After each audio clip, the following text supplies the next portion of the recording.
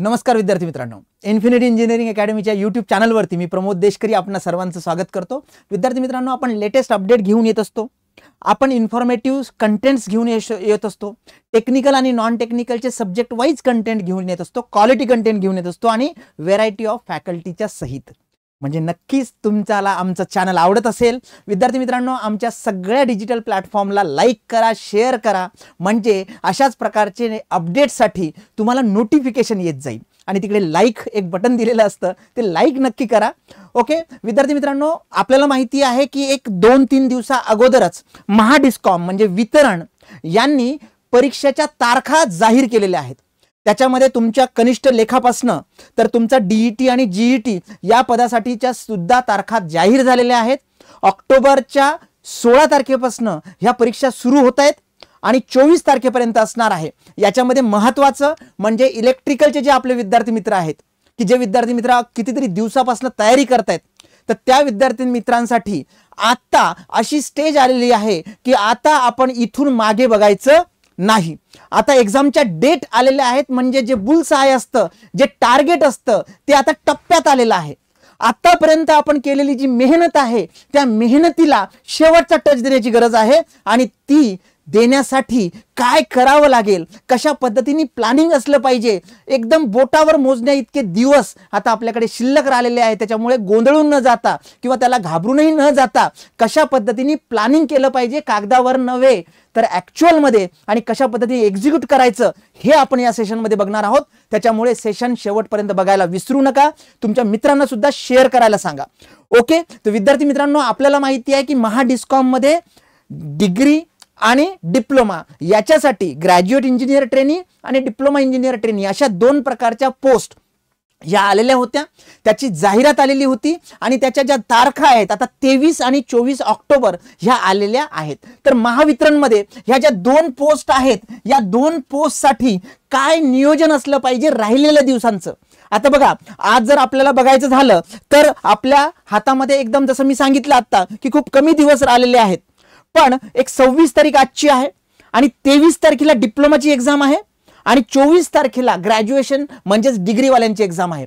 याच्यामध्ये एकाच दिवसाचा फरक आहे। त्याच्यामुळे जे विद्यार्थी दोन्ही परीक्षेसाठी तयारी करणार असाल तर त्याची स्ट्रॅटेजी काय असली पाहिजे, जे विद्यार्थी फक्त डीईटी करतायत त्यांची काय असली पाहिजे आणि जे जीईटी करतायत त्यांची काय असली पाहिजे, टेस्ट किती द्यायच्या, कशा पद्धतीने द्यायच्या आणि त्याचं महत्त्व कसं युटिलाइज करून घ्यायचं। कारण टेस्ट खूप साऱ्या मार्केटमध्ये अवेलेबल असतात, विद्यार्थी नुसते धडाधड टेस्ट देत असतात, पण त्याचा फायदा कधी होतो जर तुम्ही चांगल्या पद्धतीने त्याला अक्वायर केलं आणि त्याच्यावरती अनालिसिस जास्तीत जास्त वेळ केला तर मात्र तुम्हाला त्याचा फायदा होतो। म्हणजे टेस्ट सिरीज कशी व किती द्यायच्या आणि सगळ्यात महत्त्वाचं म्हणजे रिव्हिजनला किती वेळ असला पाहिजे। ओके, हे सगळं आपण डिस्कस करणार आहोत। तुम्हालाही माहिती आहे की हे जे प्रसिद्ध पत्रक आहे हे प्रसिद्धी पत्रक नुकतंच आलं होतं। याच्यामध्ये सगळ्यात महत्त्वाचं की डिप्लोमा इंजिनियर ट्रेनी ह्याची जी तारीख आहे ती आहे तुमची 23 ऑक्टोबर। ओके, आता आजची तारीख सांगतोय मी, 26 सप्टेंबर तारीख आहे आजची आणि ग्रॅज्युएट इंजिनियर ट्रेनी जे आहे याची तारीख आहे परीक्षेची 24 ऑक्टोबर। जर आपण कॅल्क्युलेशन करायला गेलो तर साधारणतः आपल्याकडे त्या ऑक्टोबर महिन्याचे 23 आणि 24 दिवस आणि इथे 26 तारीख आहे, म्हणजे इथले 4-5 दिवस एवढेच शिल्लक आहेत। याचं नियोजन कसं असलं पाहिजे ते सुद्धा तुम्ही लक्षात घ्या। तर विद्यार्थी मित्रांनो, ही ती स्पेसिफिक पर्टिक्युलर नोटिफिकेशन होती ज्याच्यावरती आपण एक शॉर्ट व्हिडिओ केलेला होता। आता याच्यामध्ये लक्षात घ्या की डिस्कॉम मध्ये त्यांनी काय केलेलं होतं, तर डिस्कॉम मध्ये स्पेसिफिकली त्यांनी जो सिलेबस आहे, एक्झाम पॅटर्न आहे, जसा महाट्रान्सकोचा होता तसाच आहे इथे। म्हणजे याच्यामध्ये जो टेक्निकलचा पार्ट आहे, टेक्निकल क्वेश्चनचा तो पार्ट आणि नॉन टेक्निकलचा असा पार्ट त्यांनी केला होता। आता याच्यामध्ये टेक्निकलचे किती प्रश्न असणार आहेत, 50 प्रश्न असणार आहेत। किती मार्कांसाठी असणार आहे, तर 110 मार्कांसाठी असणार आहे। आणि स्पेसिफिकली जे नॉन टेक्निकलचे 3 टॉपिक्स आहेत याच्यामध्ये, मग तुमचं कॉन्ट असेल, रिझनिंग असेल, ॲप्टिट्यूड ज्याला म्हणतो आपण कॉन्टला, आणि मराठी असेल। याच्यामध्ये सुद्धा इथे नंबर ऑफ क्वेश्चन्स हे वेगवेगळे आहेत, पण हे सगळे मिळून किती प्रश्न आहेत तुमचे, 80 प्रश्न आहेत। आणि याला मात्र मार्क्स किती आहेत तर 40 मार्क्स आहेत. आता लक्षात घ्या विद्यार्थी मित्रांनो, हे सगळं प्लॅनिंग आहे म्हणजे जवळपास आपल्याकडे 130 प्रश्न आहेत, 8 आणि 5 13, आणि किती मिनिटांमध्ये ते सॉल्व्ह करायचे आहेत हे सुद्धा आपल्याला स्पेसिफिकली माहिती आहे. आता इथे मार्क आहेत 40 आणि इथे 110 मार्क्स आहेत.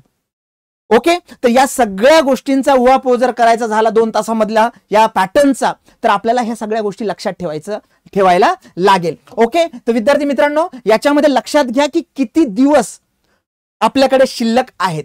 ओके, तर जसं मी आता सांगितलं, तर डिप्लोमावाले जर विद्यार्थी असेल तर 23 तारीख जी आहे तुमची, म्हणजे 23 दिवस जे आहेत ते तुमचे ऑक्टोबरचे, आणि साधारणतः आता जे आहेत हेच आपण एक 4 दिवस कन्सिडर करूया किंवा 3च दिवस कन्सिडर करूया.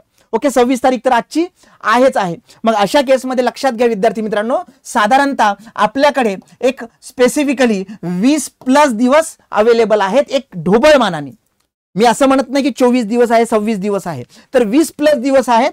आणि हे जे 20+ दिवस आहे याला जर तुम्ही परफेक्ट नियोजन केलं तर तुम्हाला फायदा होईल, कारण बरेचशा विद्यार्थी मित्रांना सुरुवात करायलाच अजून काही वेळ लागू शकतो. दुसरी गोष्ट असते की टार्गेट स्कोर. आता याच्याबद्दल माझं स्पष्ट मत असतं आणि नेहमी तेच मत मी प्रदर्शित करत असतो. याच्यामध्ये लक्षात घ्या की कधीच मागच्या वेळेस महाट्रान्सकोचा किती कट ऑफ लागला, या कॅटेगरीचा किती लागला, त्या कॅटेगरीचा किती लागला, असे बरेचसे प्रश्न आपल्या डोक्यात येतात आणि त्यांनी डिमॉरलाइज व्हायला होतं, कुठेतरी आपला पेशन्स हरवायला होतो किंवा कुठेतरी आपल्याला निगेटिव्हिटी एक वाढायला सुरुवात होते. आणि त्यातली त्यात आपले काही स्पेसिफिक हितचिंतक असतात की जे त्याच्यामध्ये भर टाकत असतात.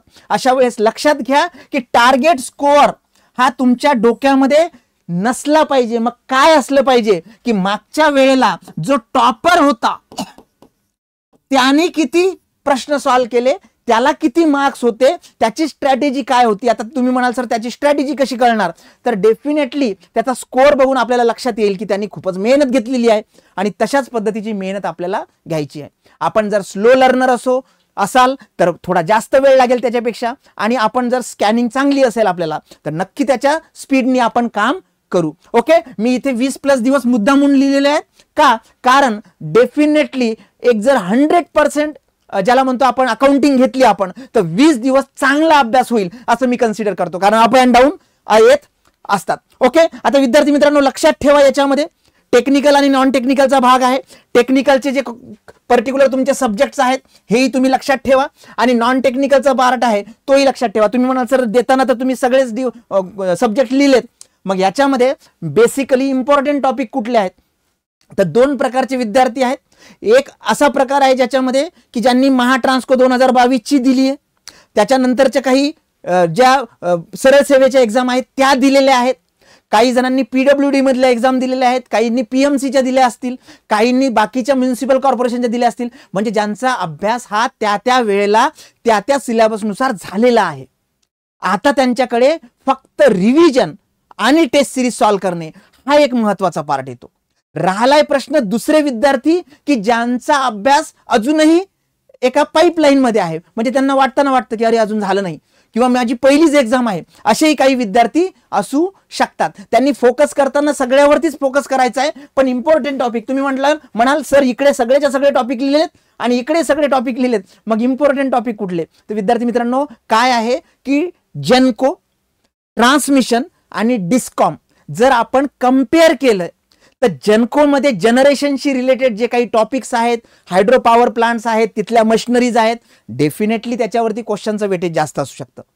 ट्रान्सको मध्ये तर सगळ्या जगाला माहिती आहे की पॉवर सिस्टीम जी आहे त्याच्यामध्ये सगळ्यात जास्त प्रश्न, मागच्या अनुभव जर बघितला तर पॉवर सिस्टीमवरती सगळ्यात जास्त क्वेश्चन विचारल्या जातात.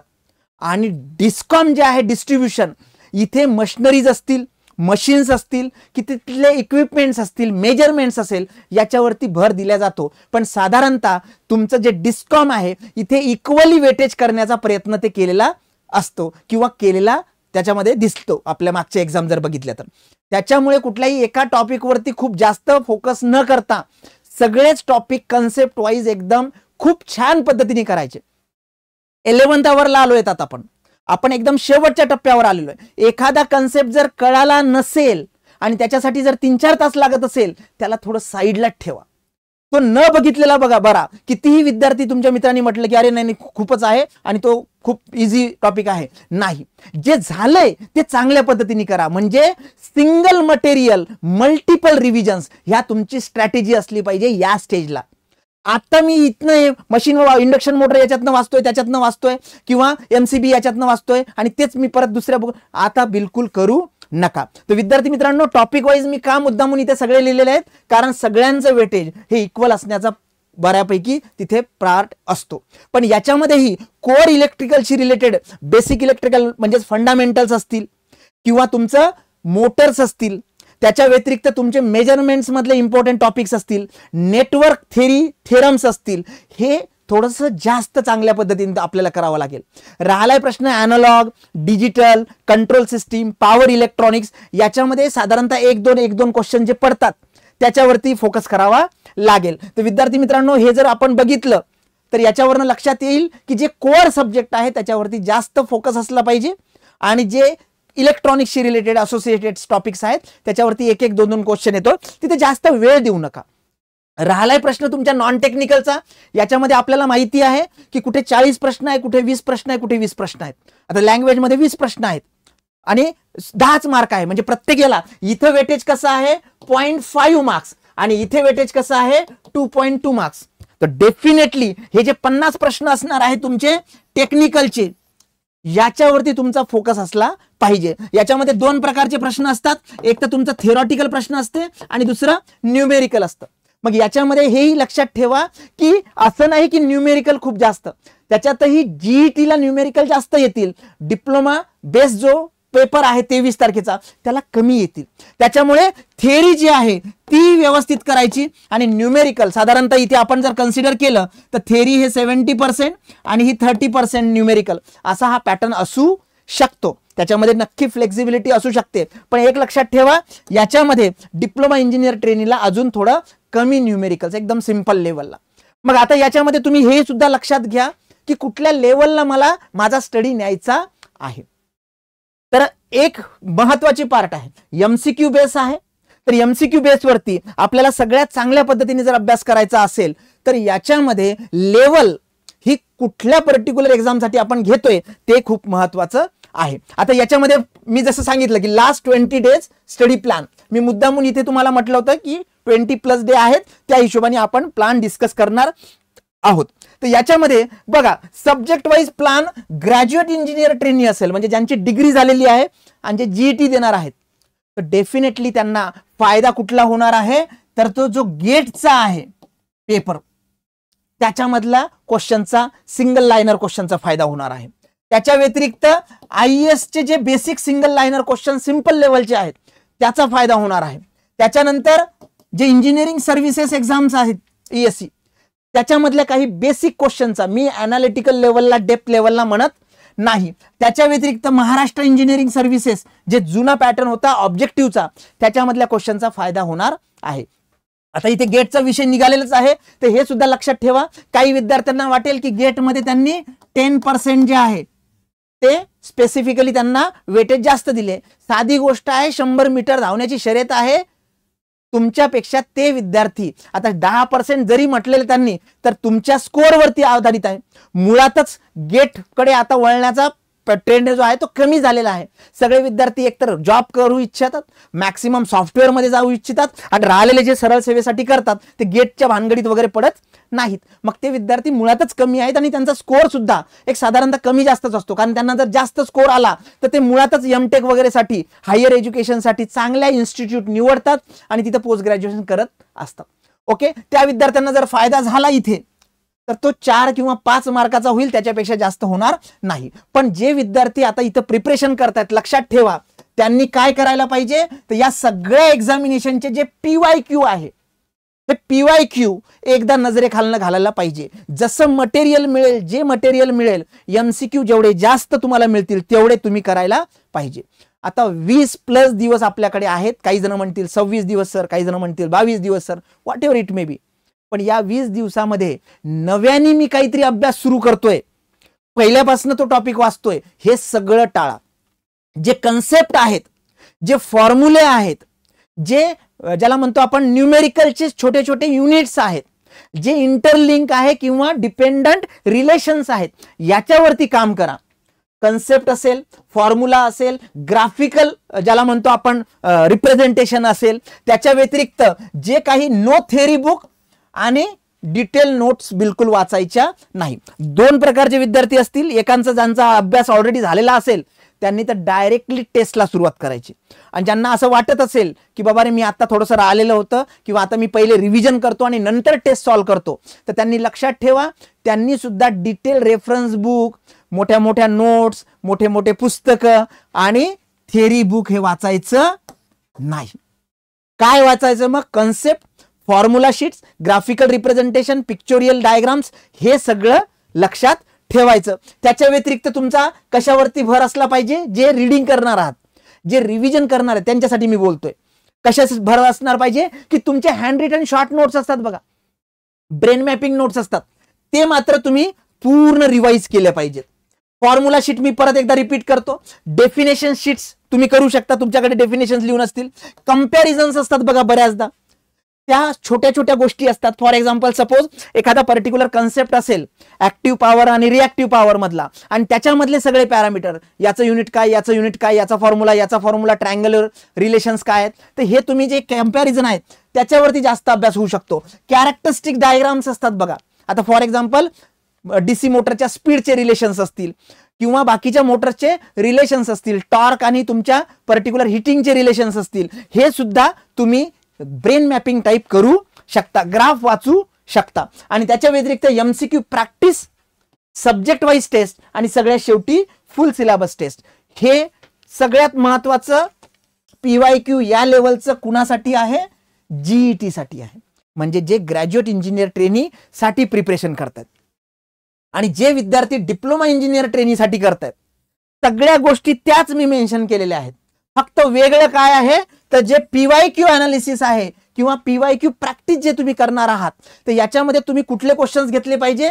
RRB JEE जे जुने क्वेश्चन्स आहेत, JEE लेवलच्या बाकीच्या एक्झाम्स, PMC मधल्या असेल, पनवेल महानगरपालिकेमधल्या असेल किंवा PWD मधल्या असेल, WRD मधल्या असेल, TCS आणि IBPS नी लेटेस्ट दिवसामध्ये ज्या एक्झाम घेतल्या होत्या, आता ऑर्गनायझिंग बॉडी सुद्धा तुम्हाला माहिती आहे, IBPS वगैरे स्पेसिफिकली त्याच्यामधल्या एक्झाम घेत असतात. मग या केसमध्ये लक्षात ठेवा की लेटेस्ट ट्रेंड काय आहे, रिझनिंग मधला काय आहे, क्वांट मधला काय आहे, मराठी मधला काय आहे, हे तुम्ही लक्षात घ्या. बाकीच्या गोष्टी मी सेम लिहिलेल्या आहेत. ओके, काय सेम लिहिलेल्या आहेत? Concept, formula, graphical reading, no detail reading of any book or reference book or notes, only own short notes, formula sheet, definition sheet, comparison, characteristics, question MCQ practice, subject wise आणि full syllabus. तुम्ही म्हणाल sir हेच तिकडे होतं. फरक काय होता की जे PYQ हँडल करणार आहात ते इथे डिप्लोमा लेवलचे आणि इथे ग्रॅज्युएट लेवलचे असायला पाहिजे. तशा पद्धतीचं मटेरियल तुमच्याकडे असलं पाहिजे. ओके, आता याच्यामध्ये बघा शेवटचे 20 दिवस जे आहेत, आता काही विद्यार्थी म्हणतील नाही सर आमच्याकडे 26 दिवस आहे. ओके बाबा, 6 दिवस ऍडिशनल. कारण मी 20+ का म्हणतोय? कारण एक ऍव्हरेज जर काढला कमी जास्त अभ्यासाचा तर 20 दिवस परफेक्ट माझ्याकडे आहे. तुम्ही त्याला 26 कसं बनवायचं हे तुमच्यावरती डिपेंड आहे. याच्यामध्ये फायनल रिव्हिजन 5, 8, 10 दिवस. आता याच्यामध्ये जर 26 दिवस मी कन्सिडर केले तर काही विद्यार्थी 5 दिवस, काही विद्यार्थी 8 दिवस आणि काही विद्यार्थी 10 दिवस. म्हणजे सर हे नेमकं काय आहे? तर मी हे जे स्टुडंट्स आहेत, हे जे ऍस्पायरंट्स आहेत, याला वेगवेगळ्या प्रकारामध्ये डिवाइड करतो. आता याच्यामध्ये सगळ्यात पहिल्यांदा जे आहे की जे ऑलरेडी महाट्रान्सको 2022 पासून किंवा मागच्या 4 वर्षापासून प्रॅक्टिस करतायत, म्हणजे काय आहे की जे ओल्ड स्टुडंट्स आहेत किंवा ज्याला आपण एक्सपिरियन्स स्टुडंट म्हणूया, की ज्यांनी याच्या अगोदर खूप सारे एक्झाम त्यांच्या हाताखालनं गेलेले आहेत. दुसरे विद्यार्थी कोण आहेत की ज्यांचा अभ्यास एक साधारणतः सर फक्त काही टॉपिक्स राहिलेत, म्हणजे सिलेबस सुद्धा काही 30% वगैरे सर राहिलाय आणि तो मला पहिले कव्हर करायचा आहे. अॅनालॉग अँड डिजिटल टॉपिकच राहिलाय सर, मला जरा चांगलं वाचावं लागणार. आणि तिसरे विद्यार्थी कोण आहेत की ज्यांची फक्त रिव्हिजन राहिली, म्हणजे त्यांचा सिलेबस कंप्लीट झालाय पण रिव्हिजन राहिली. मग अशा विद्यार्थ्यांनी तुम्ही 5, 8 आणि 10 दिवस असं करू शकता. आता ज्या विद्यार्थी ओल्ड आहे यांनी फक्त त्याच्यामध्ये 5 दिवसच घ्या रिव्हिजनसाठी. जे विद्यार्थी फक्त रिव्हिजन राहिली आहे त्यांनी 8 दिवस घ्या. आणि ज्या विद्यार्थ्यांचं सिलेबसच राहिलाय त्यांचे 10 दिवस याच्यातच जातील. पण एक लक्षात ठेवा, तुम्ही सर म्हणाल 10 दिवस जर गेले तर 10 दिवस राहिले आम्हाला टेस्ट द्यायला वगैरे. विद्यार्थी मित्रांनो, हे 26 दिवस कन्सिडर करून मी म्हणतोय, तुम्ही ते दिवस तुमच्या अभ्यासानुसार, झालेल्या अभ्यासानुसार चेंज करू शकता. ओके. आता या केसमध्ये सगळ्यात महत्वाचं की मी जरी म्हटलेलं आहे की हा सिलेबस आहे, विद्यार्थी मित्रांनो सगळ्यात महत्वाचं की फुल सिलेबस टेस्ट जोपर्यंत तुमचं सगळे टॉपिक कव्हर होत नाहीत तोपर्यंत करण्याचा प्रयत्न करू नका.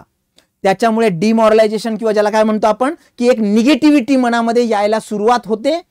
जे आलं ते बघत नाही आपण, जे आलं नाही आपल्याला त्याचं दुःख जास्त करत बसतो आपण आणि त्याचा इम्पॅक्ट आपल्या अभ्यासावरती, पुढच्या रिव्हिजनवरती आणि डेफिनेटली फायनल एक्झामवरती होत असतो. मग या केसमध्ये तुम्हाला काय करायचं आहे, सगळ्यात महत्वाचं डेली 2 मॉक टेस्ट द्यायच्या आहेत. तुम्ही म्हणाल सर 2 आणि मॉक टेस्ट, आमचा अभ्यासच राहिलाय, आमची रिव्हिजनच राहिली आहे. मी कुणासाठी सांगतोय की ज्यांचा फुल अभ्यास झालेला आहे त्यांनी 2 टेस्ट द्यायच्या आणि त्याही कशा, फुल सिलेबस. पण ज्यांचा सिलेबस कंप्लीट व्हायचा राहिलाय, 3 सब्जेक्ट व्हायचे राहिले, जे झालेले सब्जेक्ट आहेत त्यांनी सब्जेक्ट वाईज टेस्ट द्या. आणि ज्यांची रिव्हिजन आहे त्यांनी सुद्धा एक फुल सिलेबस टेस्ट ही डेली दिलीच पाहिजे. आणि हा पॅटर्न तुमचा असला पाहिजे नेक्स्ट येणाऱ्या दिवसामध्ये. काय पद्धतीने करायचं, कुठपर्यंत करायचं हे तुम्हाला लक्षात आलं पाहिजे. त्यानंतर दिवसाचा प्लॅन बघा. दिवसाचा प्लॅन परत फ्लेक्झिबल असतो and that is definitely your call. तुमचा कॉल असतो की कशा पद्धतीने मी दिवसाचं नियोजन. काही जणांचा रात्री 1:30 वाजता अभ्यास होतो आणि काही जणांचा सकाळी 5 वाजता होतो. तर तुमचा टाइम तुम्हाला माहिती आहे, कुठला ग्रास्पिंग पॉवर जास्त तुमची डेव्हलप होते किंवा कुठे तुमची एनर्जी पर्टिक्युलर पीक लेवलला असते, त्यावेळेस तुम्ही काम करायचं. फक्त टाइम लक्षात ठेवा, सकाळी 5 वाजेपासून तर रात्री 11 वाजेपर्यंतचा हा मी केलेला आहे. एखादा जर 8 वाजता उठत असेल तर तो 8 पासून म्हणजे 3 तास इथं गेले तर याच्या नंतरचे 3 तास तो अभ्यास करू शकतो. पण इथून पुढे राहिलेल्या दिवसामध्ये मी 6 तास अभ्यास करतो, मी 8 तास अभ्यास करतो, असं चालणार नाही. मग तुम्ही म्हणाल सर चालेल काय, तर माझ्या मताप्रमाणे 14 ते 15 तास हा अभ्यास केला पाहिजे. तुम्हाला सर एवढा 15 ते 14 तास डायरेक्ट महाराष्ट्रात मी पहिलाच येईल. विद्यार्थी मित्रांनो लक्षात घ्या, तुमची जर capacity, gaining power, scanning power, analysis level चांगली असेल तर तुम्ही हा 14 तासाचा अभ्यास जो आहे तो 10 तासामध्ये करू शकता. पण तेवढी मॅच होण्यासाठी जे पीक ॲव्हरेज लेवल जर विद्यार्थ्यांची कन्सिडर केली तर एवढा अभ्यास तुमचा झाला पाहिजे. मग याच्यामध्ये तुम्ही काय करायचं, सकाळी एखादा इझी टॉपिक घ्यायचा, ओके, आणि त्याच्यानुसार त्याच्यावरती काम करायचं. मी टप्पे पाडून दिलेले आहेत. सकाळी 5 ते 7 मी जर 2 तासाचा टाइम स्पॅन काढला तर याच्यामध्ये मी काय करू शकतो, एमसीक्यू बेस्ड, ज्याला म्हणतो आपण एमसीक्यू बेस्ड रिव्हिजन करू शकतो. एमसीक्यू बेस्ड रिव्हिजन पहिल्या सब्जेक्टची. मग तुम्ही म्हणाल सर एमसीक्यू बेस्ड रिव्हिजन म्हणजे काय, तर मी काय करणार, आता टॉपिक नाही वाचणार, मी कन्सेप्ट नाही वाचणार, मी डायरेक्ट एमसीक्यू ला जाईल. एखादा एमसीक्यू आहे, सपोज हा क्वेश्चन आहे आणि या क्वेश्चनचे 4 ऑप्शन्स आहेत, याच्यावरनं मी 5 क्वेश्चन्स तयार करण्याचा प्रयत्न करेन, याच्यावरनं मी ॲनालिसिस करण्याचा प्रयत्न करेन. म्हणजे फॉर एक्झाम्पल सपोज मी जर लिहिलं की किलोवॅट हे युनिट कशाचं आहे, आता इंग्लिश मध्ये असेल प्रश्न तो, आणि ऑप्शन काय आहे मग तुमचा, ऍक्टिव्ह पॉवर, बी काय आहे रिएक्टिव्ह पॉवर, सी काय आहे अपॅरंट पॉवर, डी काय आहे तुमचा ऑल ऑफ अबो किंवा नन ऑफ अबो. मग आता या केसमध्ये स्पेसिफिकली हा एक क्वेश्चन झाला, तर क्वेश्चन बेस रिव्हिजन कशी करायची, तर हा क्वेश्चन कशावरचा आहे तुमचा, हा क्वेश्चन आहे तुमचा पॉवरवरचा, इलेक्ट्रिक पॉवरवरचा. मग इथे जर मी लिहिलं की इलेक्ट्रिकल पॉवर तर डेफिनेटली माझ्याकडे इन्स्टंट मला ट्रँगल आला पाहिजे. मग माझी ऍक्टिव्ह पॉवर असेल, रिएक्टिव्ह पॉवर असेल, अपॅरंट पॉवर असेल, मग याचा फॉर्म्युला काय, याचा फॉर्म्युला काय, हे मी VI cos phi लिहितो, इथे मी VI sin phi लिहितो, इथे मी काय लिहितो V into I लिहितो, याचं युनिट मी काहीतरी वेगळं लिहितो, याचं युनिट माझं वेगळं आहे, याचं युनिट वेगळं आहे आणि त्याच्यावरती हा क्वेश्चन आहे. म्हणजे कंप्लीट पॉवरची जी थिअरी आहे, ऍक्टिव्ह, रिॲक्टिव्ह आणि त्याच्याशी रिलेटेड अजूनही टर्म्स कुठल्या येतात, पॉवर फॅक्टर, मग power factor improvement, value of five, value of cos phi. म्हणजे एक क्वेश्चन जर मी केला तर कितीतरी माझा कन्सेप्टच क्लिअर झाला पाहिजे. त्याला मी म्हणतो एमसीक्यू बेस्ड रिव्हिजन. एक एक टॉपिक घ्यायचा, एक एक क्वेश्चन घ्यायचा आणि एकच प्रकारचे जर क्वेश्चन घेतले तर तुमचा तो कन्सेप्टच, तो टॉपिकच तुमचा कव्हर होईल.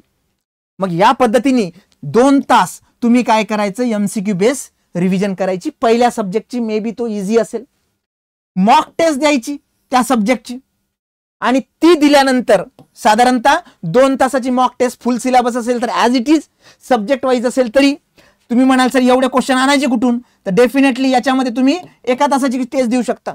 पण याच्यानंतर पहिल्या 2 जो कार्यक्रम झाला रिव्हिजन आणि मॉक टेस्ट, याची रिकॉलिंग आणि त्या पर्टिक्युलर सब्जेक्टचं रेक्टिफिकेशन, अनालिसिस हा मात्र तुम्हाला करावाच लागेल आणि तो 2 तास असला पाहिजे. याला तुम्ही 5 तास करू शकता. म्हणजे 2 तास मी रिव्हिजन केली, 1 तास टेस्ट दिली आणि 2 तास अनालिसिस. अनालिसिस काय करायचा, तर माझं काहीतरी चुकलं इथे, मी इथे रिॲक्टिव्ह लिहिलं, चुकलं माझं, बरोबर आहे.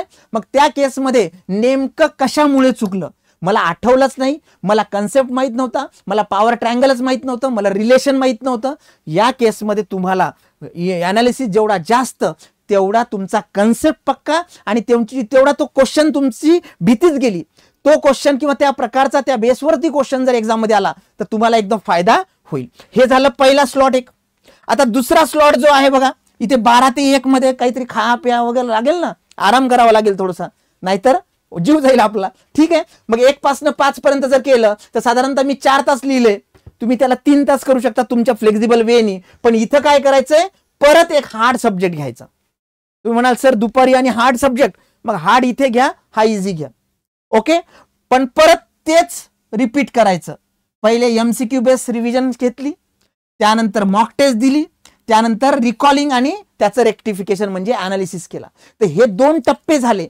ओके. हे 2 टप्पे तुमचे झाले आणि त्यानंतर तुम्ही जर बघितलं तर साधारणतः बेसिकली इथे जास्त का दिलेलं आहे, कारण तुम्ही हार्ड सब्जेक्ट घेताय आणि दुसरी गोष्ट की ज्याला वेटेज जास्त आहे असा सब्जेक्ट घेताय. म्हणजे इथे जर तुम्ही डिजिटल घेतला तर इथे तुम्ही नेटवर्क घेऊ शकता. साधी गोष्ट आहे, म्हणजे जास्त वेळ तुम्हाला त्याच्यामुळे इथे आपण दिला. मग आता 1 तास असा तुम्ही नक्कीच ठेवायचा at the end of day, जेव्हा तुम्ही झोपी जाता. दिवसभर मी काय कार्यक्रम केला, मी काय अनालिसिस केला, म्हणजे चिंतन असेल, मनन असेल, वाचन असेल, हे सगळं तुम्ही त्या शेवटच्या 1 तासामध्ये केलं की डेफिनेटली त्याचा फायदा होईल. विद्यार्थी मित्रांनो, 14-15 तास अभ्यास केलेलाच असला पाहिजे, हे तर माझं म्हणणं आहेच. नक्की तुम्ही फ्रुटफुल करा. पण मी पुस्तक घेऊन बसलोय आणि 14 तास बसलोय, पण किती मला गळी उतरलं किंवा किती मला कळलं, आकलन झालं, हे जर नसेल तर ते करू नका. तुम्ही 8 तास करा लागेल तर या 14 तासाला, पण ते 100% ॲक्युरेसी असलीच पाहिजे. हा दिवसाचा प्लान ही माझ्या वतीने आहे, माझ्या पद्धतीने आहे. तुम्ही त्याच्यामध्ये टायमिंग फ्लेक्झिबल करू शकता.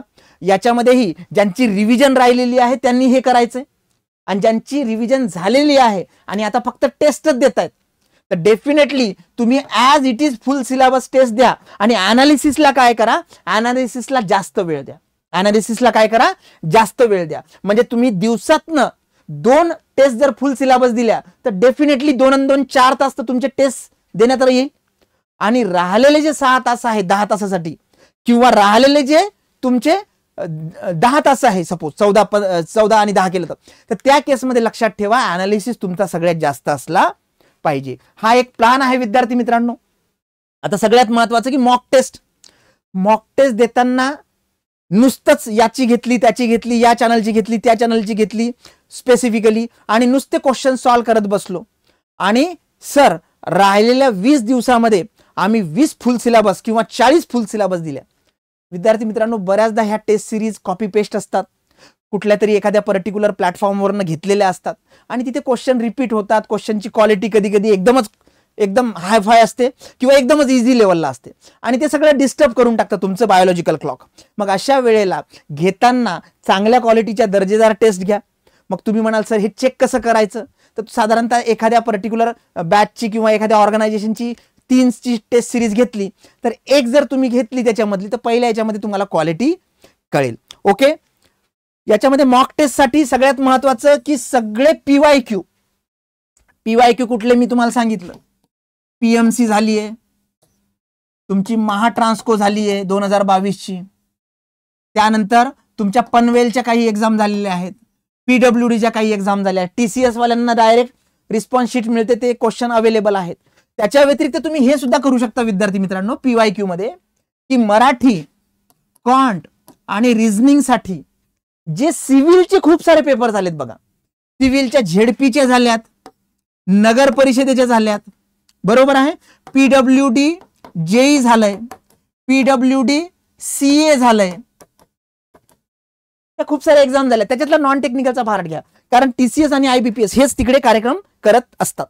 तर हे सगळे पीवायक्यू तुमच्या हाताखालनं गेले पाहिजे, ते रिपीट होण्याचे चान्सेस कमी आहेत, नॉन टेक्निकल असो किंवा टेक्निकल असो.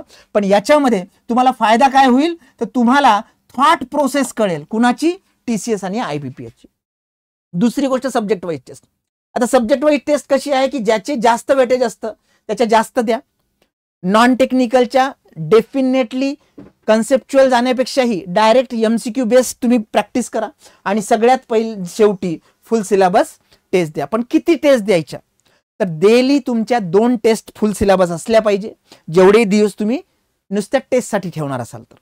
आणि त्यातही तुमच्याकडे तेवढे अवेलेबल नसतील तर तसे फ्रेमिंग करून घ्या आणि क्वेश्चन्स. पण एक करा, लक्षात घ्या की ह्या टेस्ट देताना डिजिटल मेथडनीच तुम्ही त्या टेस्ट दिल्या पाहिजे. जो पॅटर्न आहे, जे एन्व्हायरमेंट असतं त्या एक्झाम पिरियडमध्ये किंवा एक्झाम हॉलमध्ये, त्याच पद्धतीने तुमच्या टेस्ट असल्या पाहिजे. तुम्ही बबल शीटवरती किंवा ज्याला आपण म्हणतो स्पेसिफिकली OMR शीट त्याच्यावरती द्यायच्या नाही. जी प्रॅक्टिस आहे तशी क्लिक करत बसायचं, माऊस घ्यायचं किंवा तुमचं मोबाईल घ्यायचा आणि टच करत बसायचं, जसं आपण टेलिग्रामवरती क्लिक करतो त्याच पद्धतीने तुमच्या टेस्टचा पॅटर्न हा असला पाहिजे. आपल्याला माहिती आहे की याच्यामध्ये 2 तासाचा कार्यक्रम आहे, 120 मिनिटाचा, 130 प्रश्न सॉल्व्ह करायचे आहेत आपल्याला. पण या 130 प्रश्नांपैकी 50 प्रश्न जे टेक्निकलचे आहेत त्याचं वेटेज 2.2 मार्कांचा आहे आणि तुमचा नॉन टेक्निकलचा जो पार्ट आहे ते तुमचे 80 प्रश्न आहेत नॉन टेक्निकलचे आणि याला मात्र किती मार्क आहेत, 0.5 मार्क. त्याच्यामुळे तुम्ही हे लक्षात ठेवा की तुमचे हे जे 50 क्वेश्चन आहे, 50ला 50 सॉल्व्ह करत नाही आपण, पण 40 ते 45च्या दरम्यान तुमचे क्वेश्चन्स असले पाहिजेत. तुमचा अटेम्प्ट हा कमी असला तरी चालेल, 50ला 50चा आग्रह धरू नका, पण ॲक्युरेसी मात्र 100% असली पाहिजे. ओके, अटेम्प्ट जो असतो तो कमी असला तरी चालेल, साधारणतः 45 क्वेश्चन्स वगैरे, सगळं थुक्का वगैरे लावून, त्याचं तर मी प्रमोशन करत नाही, पण काही विद्यार्थ्यांना सवय असतेच, शेवटी ते ट्राय करतात. तर अटेम्प्ट जो आहे तो 45 पर्यंत असला तरी चालेल, पण ॲक्युरेसी मात्र तुमची 100%च असली पाहिजे. आणि जेवढा कमी वेळामध्ये तुम्ही टेक्निकलचा भाग सोडवण्याचा प्रयत्न कराल तेवढं तुमच्यासाठी फायदेशीर होईल. म्हणजे फॉर एक्झाम्पल सपोज जर 2 तासाचा सेशन असेल तर 2 तासापैकी जे 50 प्रश्न आहेत ते जर तुम्ही 1 तासामध्ये सॉल्व्ह करण्याचा प्रयत्न केला, साधारणतः 60 मिनिटांमध्ये किंवा त्याच्यापेक्षाही कमी, तर तुम्हाला जास्त वेळ मिळेल. कारण इथे 80 प्रश्न आहेत, क्लिकच 80 वेळा करावं लागणार. इथे तुम्ही फक्त 50 वेळा क्लिक करायचंय, तेही त्याच्यापाशी की 43-45. ओके, प्रश्न जास्त आहेत आणि याच्यामध्ये आपल्याला रिझनिंग सोपा जात असतो इंजिनियरला, बरोबर आहे. म्हणजे रिझनिंग पहिले, त्याचे क्वेश्चनही जास्त आहेत बघा. त्यानंतर तुमचा क्वांटचा पार्ट आहे आणि त्यानंतर मराठीचा.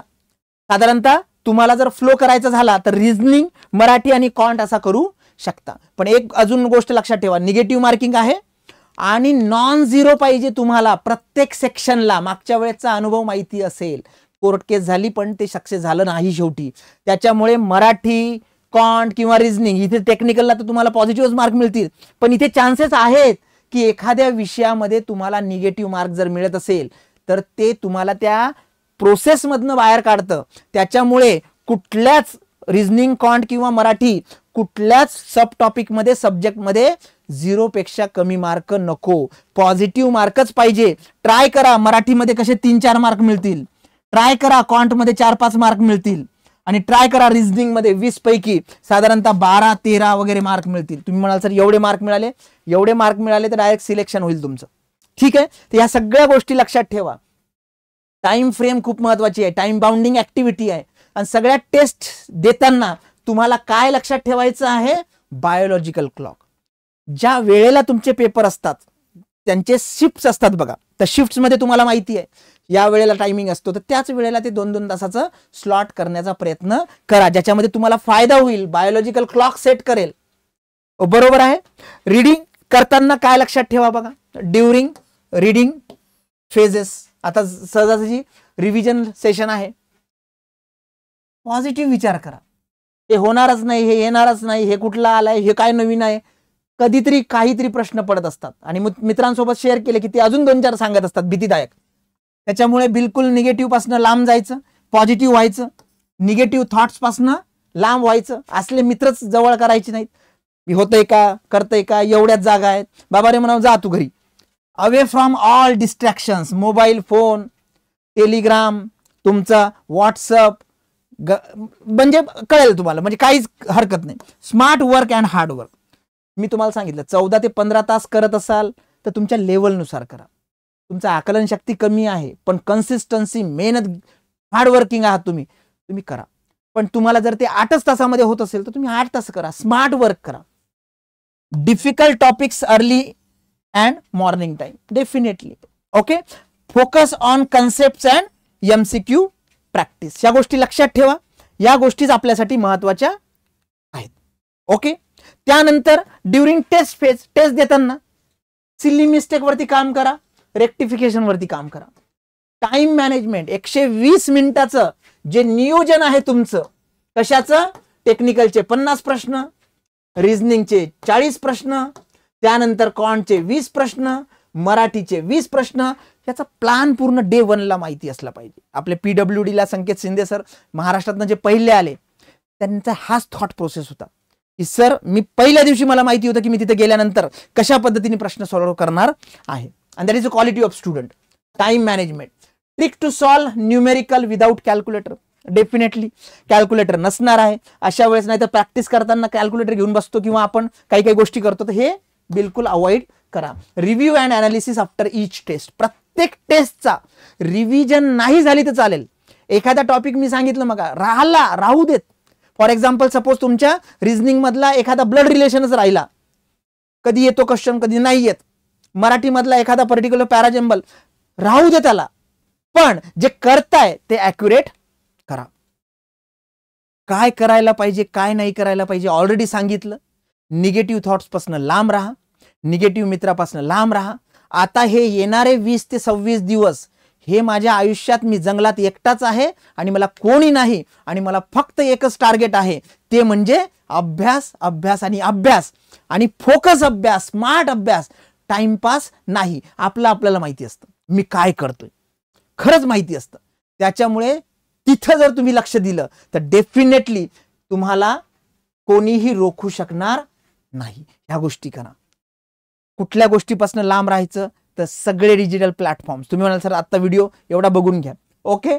Don't do the wastage of time. तुम्हाला माहिती आहे की मला हे करायचं, आज आत्ता ताबडतोब आत्ताच केलं पाहिजे, त्या पद्धतीने काम करा. विद्यार्थी मित्रांनो, खूप साऱ्या अपेक्षा असतात आपल्या आईवडिलांच्या खूप साऱ्या अपेक्षा असतात. आपली प्रत्येकाची फायनान्शियल फ्रेम असते. ती लोक कुठल्या पर्टिक्युलर लेवलमधनं आपल्याला स्पर्धा परीक्षेसाठी उतरवत असतात, मैदानात आपल्याला मदत करत असतात, रसद पुरत असतात. याचं जे मेन पार्ट आहे तो त्यांना माहिती असतो.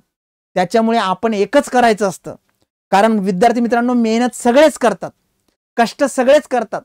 शहरात येऊन, पुण्यात येऊन वडापाव खाल्ला, रस्त्यावरती झोपलो, मित्राकडे झोपलो, मित्रांनी पैसे दिले, हे सगळंच करत असतात. पण तुमच्या मेहनतीला यशाची किनार नसेल तर त्याचं व्हॅल्युएशन कुठे होत नाही. त्याच्यामुळे सक्सेस हा एकमेव पॉइंट आहे जो तुमच्या मेहनतीला हायलाइट करतो. अरे त्यांनी हे केलं ते केलं नाही, तर बिचारे मेहनत सगळेच करतात. त्याच्यामुळे मेहनत करताना स्मार्ट मेहनत करा, हार्डवर्क करताना स्मार्ट हार्डवर्क करा. आणि डेफिनेटली तुम्हाला स्पेसिफिकली या गोष्टीची जाण असू द्या की काय करतोय, काय परिस्थितीमधून करतोय. जे विद्यार्थी जॉब करत असतील, साधारणतः त्यांनी या पर्टिक्युलर दिवसापर्यंत एक 2-3 महिन्याची फायनान्शियल तजवीज करून ठेवली असेल. तर त्यांनी ती साईडला ठेवा. जॉबवाल्याला विचारा, सर एक 20 दिवस जमतील का, नाही आलं तर, आणि जर होतच नसेल तर टाइम मॅनेजमेंट तसा करा. ओके. विद्युत सहायकाची अजून डेट आलेली नाही, त्याच्या 2 टेस्ट फक्त 49 रुपयामध्ये. महाट्रान्सकोची तयारी करत असाल, अजून डेट आलेली नाही, 5 फुल सिलेबस टेस्ट फक्त 499 रुपयामध्ये. आणि ज्याच्याबद्दल आपण बोलतोय डेट आली 23 आणि 24, फक्त 49 रुपयामध्ये तुमची डीईटी सुद्धा आणि जीईटी सुद्धा. 49 आणि 49. तिकडे ऍप मध्ये जरी ते 249 वगैरे दिसत असेल तर तुम्ही परचेस करताना फक्त 50 रुपयामध्ये तुम्हाला ते परचेस करता येणार आहे. ही जी टेस्ट आहे या टेस्ट मध्ये स्पेसिफिकली डिप्लोमा बेसचे ॲज पर द नॉर्म्स आणि इथे ग्रॅज्युएशन लेवलचे ॲज पर द नॉर्म्स हे काय आहेत, तर हे क्वेश्चन्स तिकडे दिलेले आहेत, क्वालिटी क्वेश्चन दिलेले आहेत. विद्यार्थी मित्रांनो, राहिलेले दिवस खूप कमी आहेत. आपण सिरीज सुद्धा सुरू करू जेणेकरून तुम्हाला त्याचा फायदा होईल. ओके. फक्त एक लक्षात ठेवा की मेहनत करायची असेल तर कुणाला दाखवायसाठी करू नका, स्वतःसाठी करा. हे 26 दिवस जर तुम्ही खूप मेहनत केली, कष्ट केले तर भविष्य पूर्ण एकदम उज्ज्वल होणार आहे. खूप चांगल्या पद्धतीच्या ह्या अपॉर्च्युनिटीज आहेत. निगेटिव्ह गोष्टी सगळ्या साईडला करा. प्रत्येक गोष्टीला निगेटिव्ह असतं, त्याच्यामुळे त्या गोष्टींचा विचार करू नका. आणि साधारणतः तुमचा जो पर्टिक्युलर सिनारिओ आहे, आकलनशक्ती आहे, त्याच्यानुसार तुमचा प्लान करा. हा प्लान मी एक टेंटेटिव्ह टेम्पलेट म्हणून दिलाय. हा काहींना आवडेल, काहींना नाही आवडेल, तर तेही तुम्ही करू शकता की तुमचा प्लान करा, पण फक्त कागदावर नको, तो एक्झिक्यूट झाला पाहिजे. तुम्हाला जर हे सेशन आवडलं असेल तर नक्की तुमच्या 5 मित्रांना शेअर करायला विसरू नका. Best of luck for your future. Thank you so much.